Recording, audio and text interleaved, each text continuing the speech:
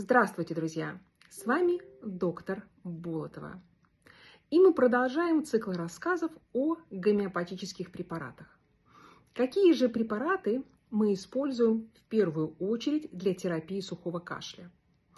Есть много препаратов, их около 200, но есть рутинные и часто применяемые. И сейчас мы начнем с вами говорить о тех 5, которые чаще всего используются для терапии сухого кашля.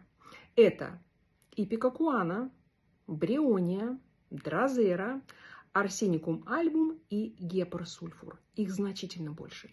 Если вы хотите узнать о том, как лечить все сухие кашли, приходите учиться на начальный курс в школу гомеопатии Болотовой. Зарегистрируйтесь, записывайтесь, пишите о своих желаниях, и мы научим вас быть самостоятельными и самодостаточными в терапии острых состояниях.